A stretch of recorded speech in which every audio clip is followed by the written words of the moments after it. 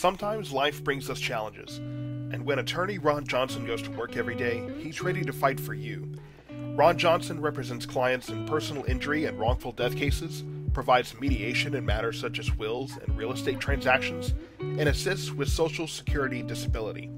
His goal is to serve his community and help his clients navigate complicated systems to access the benefits and fair treatment they are entitled to by law. He'll make sure you understand your rights and responsibilities and won't leave you behind to fend for yourself. Ron Johnson's office is local, and he is accessible to work with you personally, whether face-to-face, by phone, or video conference. Let his 53 years of experience help guide you to peace of mind and the best possible outcome in your case. Your first consultation is free.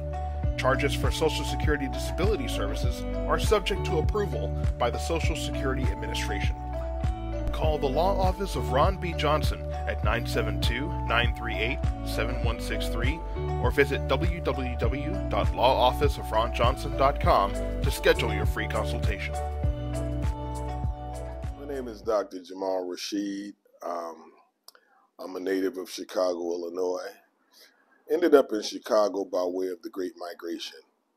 I was born in Memphis, Tennessee, on December the 15th, 1953, to George and Laura Allen.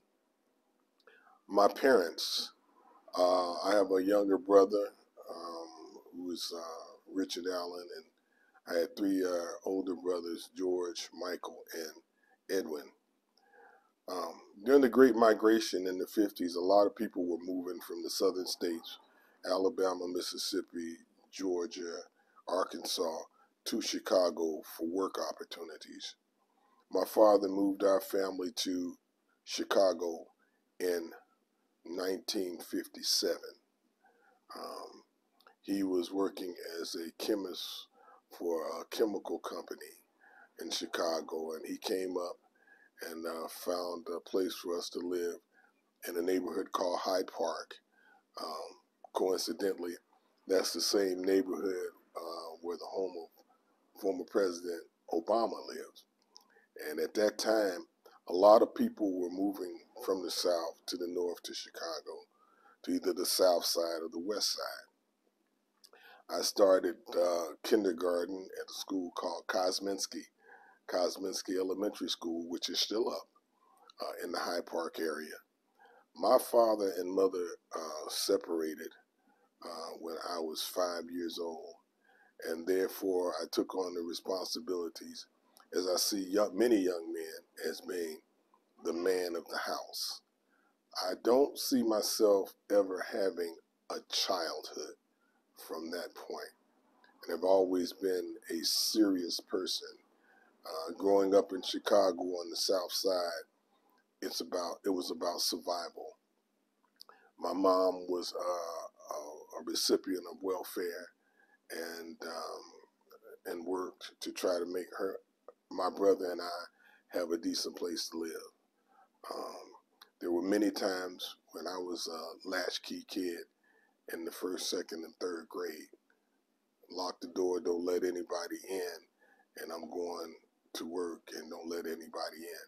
So while the average kid was out that grew up in a traditional home of mother and father were having a good time, I was having to be the man of the house, growing up quick like that. I attended many schools in the city of Chicago while I was growing up. First grade, I went to a school called Revis. Second grade, I went to a school called Harvard. Third grade, I went to a school named Yale. Fourth grade, I went to a school called Parker Elementary. And then fifth grade, sixth grade, I went to a school called D.S. Wentworth Elementary School. Coincidentally, that's the same school that Bernie Mac, the comedian, went to. And so every year my mother moved until in 1967, my mother remarried, and I moved to Flint, Michigan, taking me to another school for seventh grade. Came back to Chicago in eighth grade because I wanted to go to the same elementary school that my older brothers went to, who were living who had been growing up for the most part of those years with my father. 1967, 68 was pivotal in America. Of course, 1968, Dr. King was assassinated, and at the same time, Robert Kennedy was assassinated. But to go back even further than that, when I was attending Parker Elementary School in Inglewood, on the south side of Chicago, in 1963, that was the same year that John F. Kennedy was assassinated. So I've seen a lot of turbulence. Malcolm X, Martin Luther King, John F. Kennedy, and Robert Kennedy, all assassinated during my lifetime. So went away to Flint, and my mom just figured she couldn't put up with me and sent me back to Chicago to live with my father. While in Chicago and growing up there, after I got back to Chicago in high school, I started to really get involved in survival mode, as I say it. Most young men in Chicago growing up on the South Side, survival meant being affiliated and or part of a gang. And so during my 8th grade year, I was affiliated. Came back to Chicago in 9th grade, and my neighborhood I was affiliated.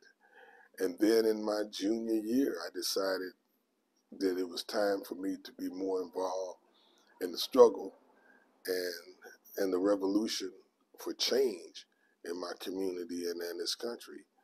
And while in high school, we had an Afro-American History Club in high school, and I joined that club and began to focus in on social change, social action in my community in Chicago. In high school, my high school community, I was a part of Jesse Jackson's, at that time it was called Operation Breadbasket, which was a spinoff of Southern Christian Leadership Conference in Chicago, later on to evolve into Operation Push, all under the leadership of Jesse Jackson. So I began to become more conscious about what was taking place in our country, in our neighborhoods, politically, socially, and began to focus in on those things, and decided at that point that I wanted to be a part of changing the dynamics of things that were happening in the African American community and in the society. I stumbled upon, well, not really stumbled upon, I worked through high school. I didn't participate in sports.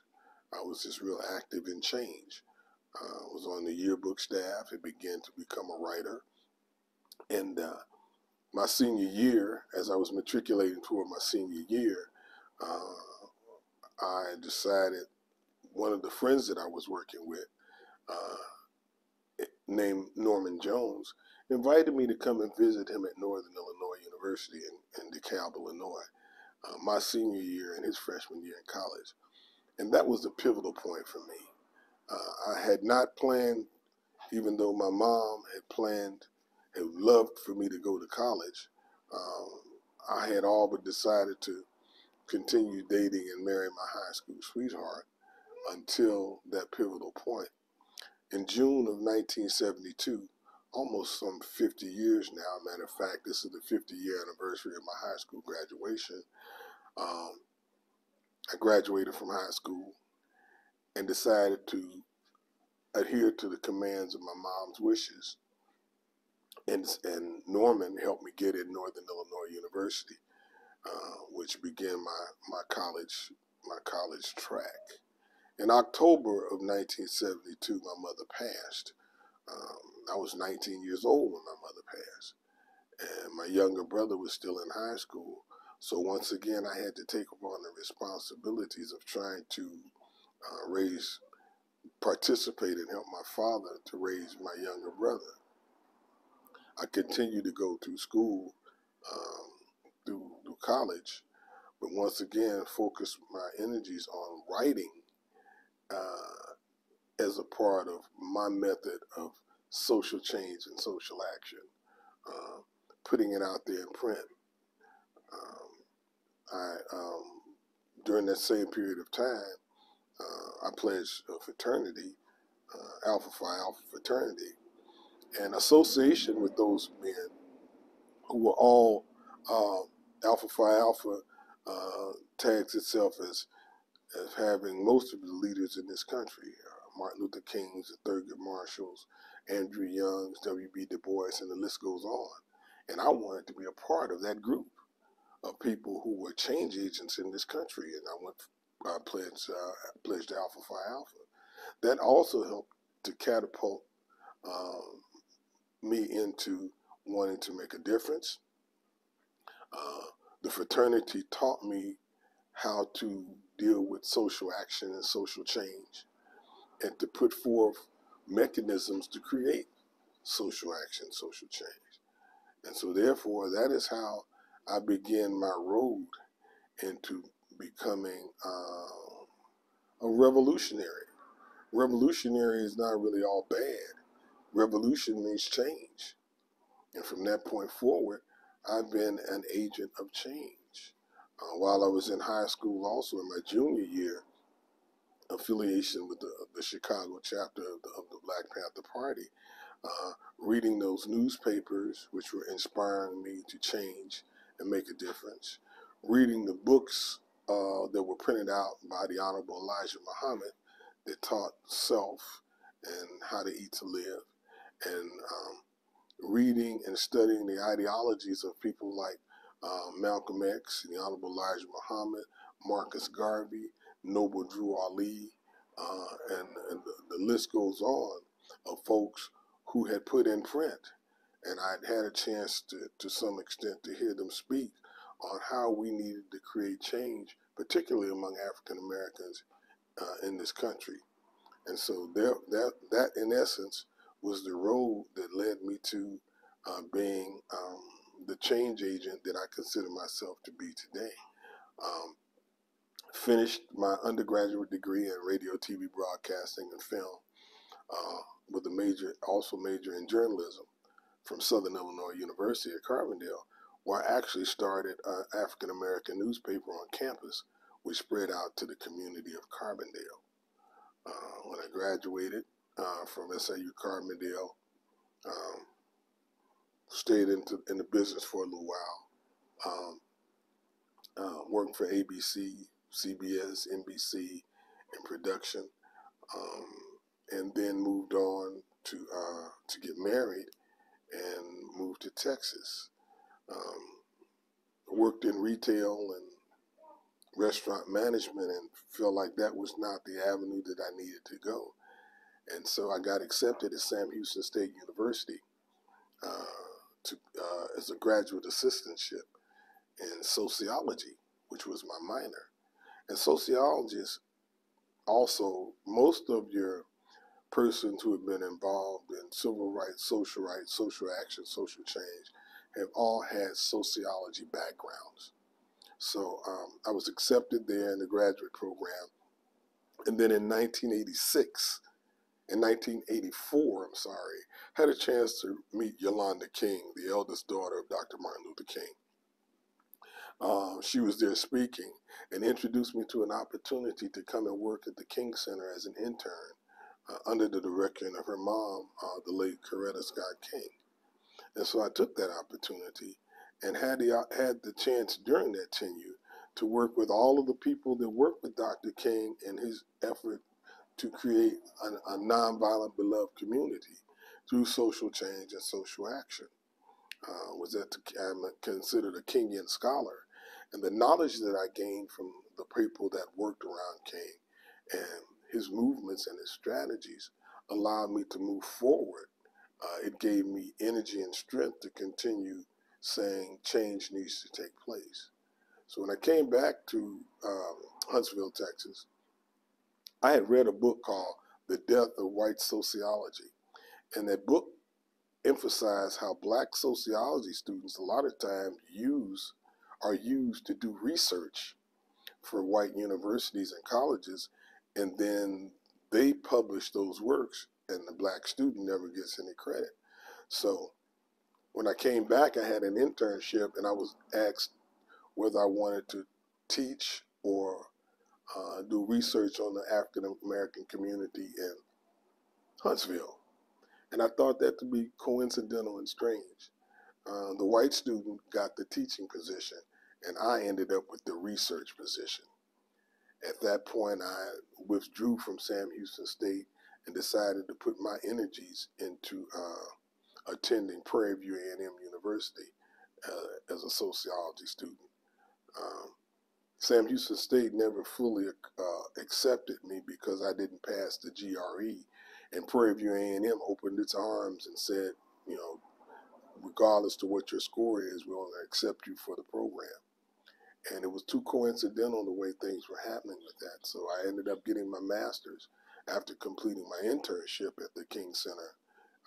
I ended up getting my master's in sociology and moving to, and while I was there, matter of fact, working on my master's, I also worked as a guard at the Texas Department of Corrections in a prison.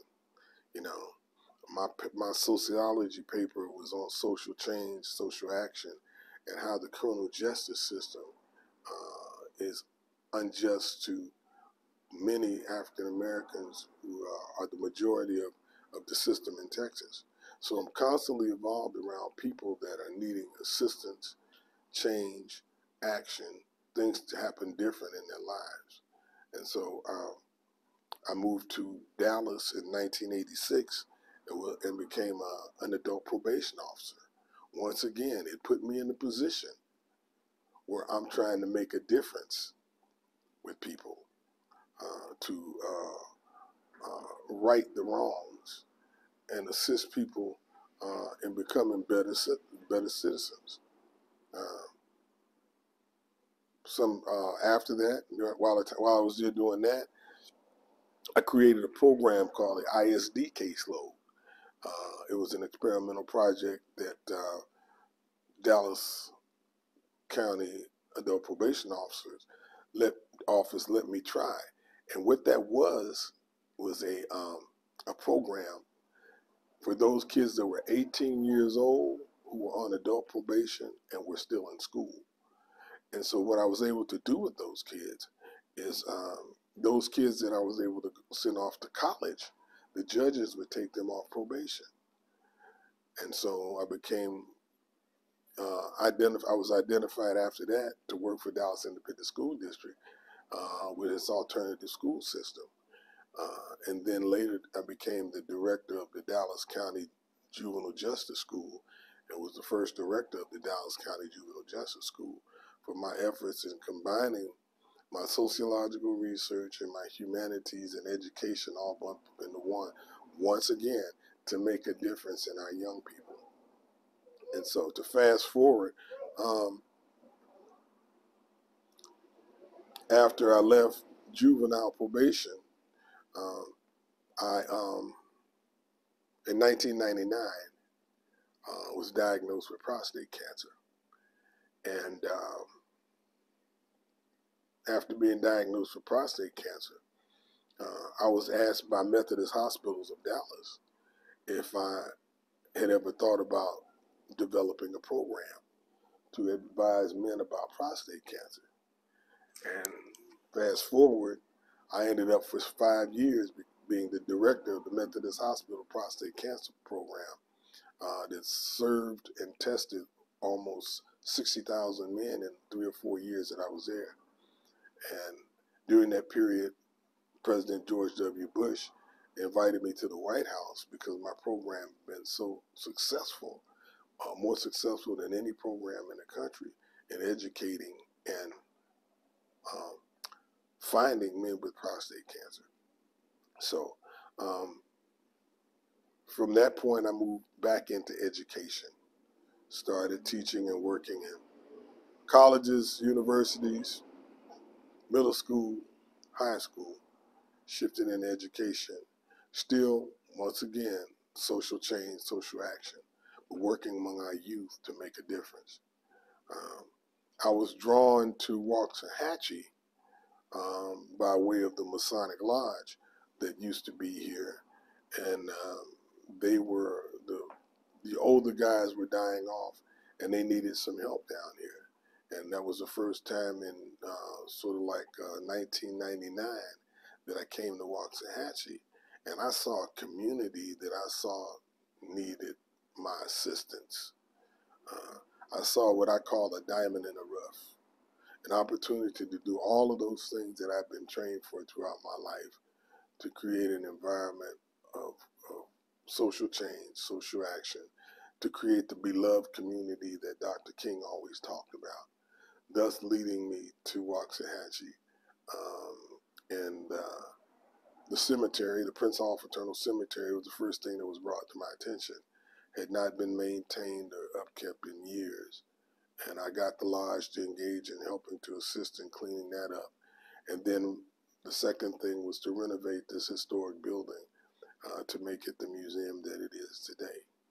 So I go full circle, and most of the things that I've been involved in have all had something to do with creating Dr. King's dream of the beloved community, social change, social action, to help make our society better for all people, not just one group of people, but all people.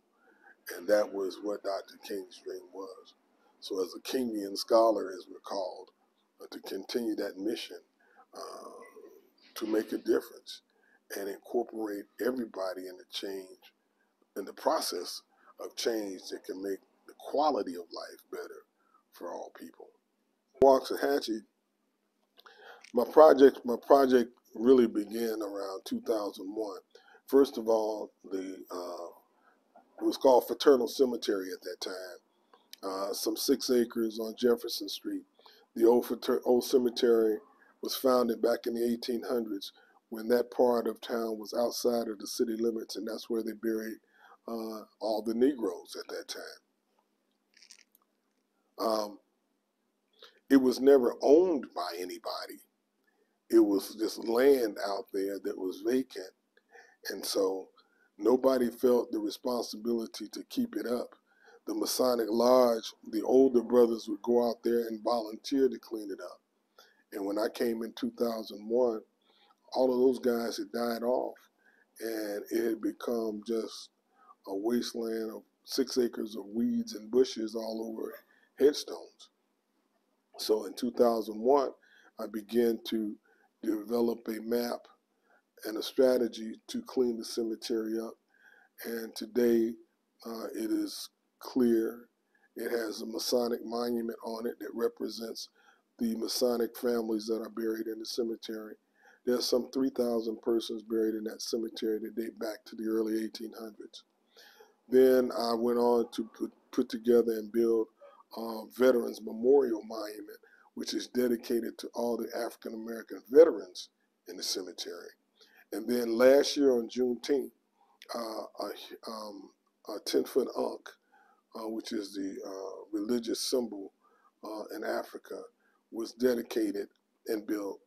And there are over 300 persons that were born and died in slavery that are interred in the Prince Hall Cemetery. That was my major project. I work on that project in the winter time when it was cool, and then in the summer and warm days in here in the building at the museum at the same time. This building was built in 1925, and it was 3 stores and a funeral home, and then it became just a funeral home. The Masonic Lodge had died out by then, and it was primarily operating in the building.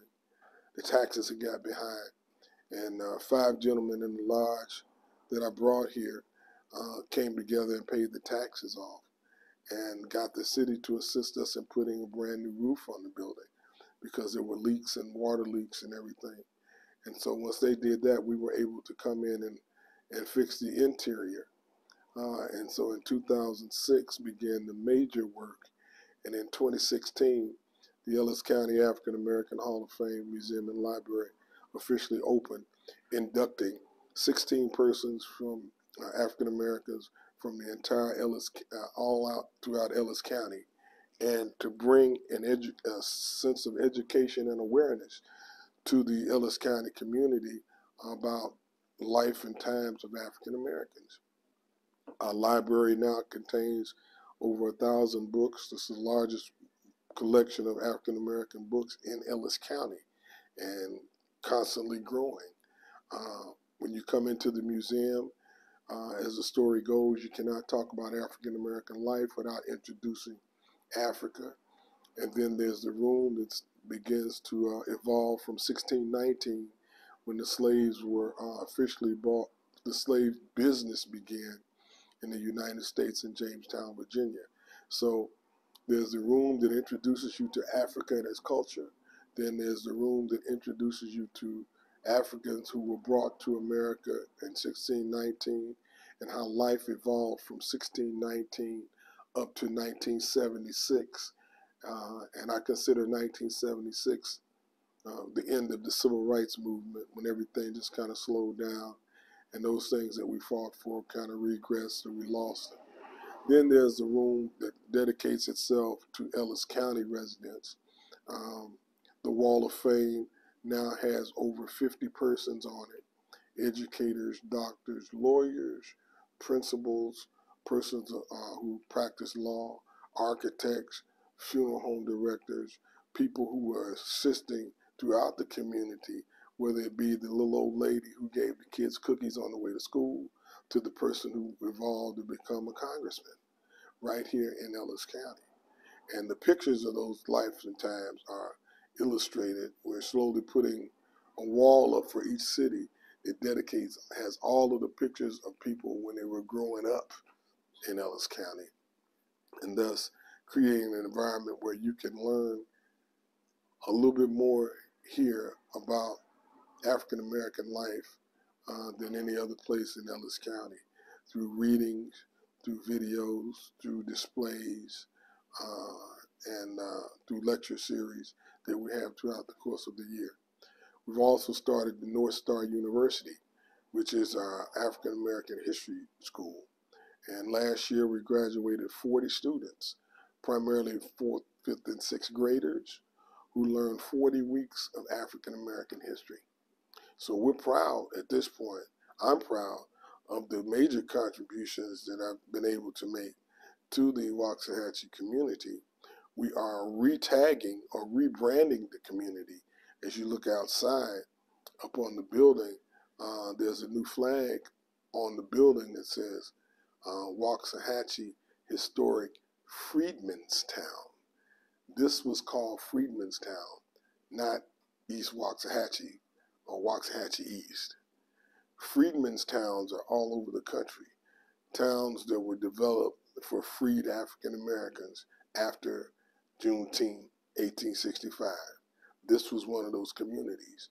This was a thriving street called East Main back then, now called Martin Luther King Boulevard, that had businesses, stores, hospitals, a theater. This whole entire street had all of that. And now the only thing left from that is this facility and Samaria Church across the street. The flag that's adorned on the top of the building has it's the image of Samaria Baptist Church as the logo of Freedmanstown, because it is the oldest church, black church in Waxahachie, Texas. So all of those things, to me, were things that I felt like I had to do as we rebrand our history. Those who do not know the past are condemned to repeat it, so that we move forward and not backwards in our quest for knowledge, knowledge and power through knowledge to create social change and social action. 4 years ago, the monument across the street, the 847 monument, was erected by myself and my son, Rasheed. That came about, one of the guys who used to take care of the cemetery, who's passed on now, John Montgomery. I asked John, as he was cutting grass out there, I saw him paying particular attention to one headstone. And I asked him who it was, and he told me it was his father. And I said, wow, what happened to him? And John went on to explain to me the accident that happened and how his father was killed in that accident on August 4th, 1947. And I said, and nobody around here talks about it. Nobody mentions it. And there were 19 men killed in that accident, the worst accident that ever happened in Ellis County. So I went on to research it, and the Daily Light actually had stories about it in the Sims Museum in the archives. And I said, something needs to be developed, or something needs to be out here in recognition of those 19 men that were killed in that tragic accident, car accident on that day. That inspired me to build what is now called the 847 Monument on the foundation of where the Black Hospital used to be. The foundation that's around that base is still there. That's the foundation that the Black Hospital used to sit on. And Miss Priscilla Williams was the person who was the nurse. That was used as the makeshift hospital when that accident happened. And upstairs in this building was also used as a makeshift morgue. And so, to me, those men need to be honored. Their families lost them as they were going to work to take care and provide for those families. And I thought that they needed to be recognized and remembered, thus creating the 847 Memorial Park. In the future, we like to continue to recognize the accomplishments and the achievements of those who were residents of Waxahachie, who've gone on and passed on. And one of those persons was the great Bessie Coleman.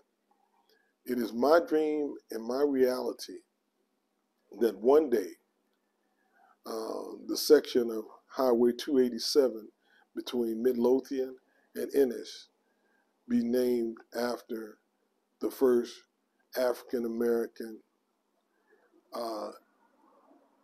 Indian female pilot in this country, and that was Bessie Coleman.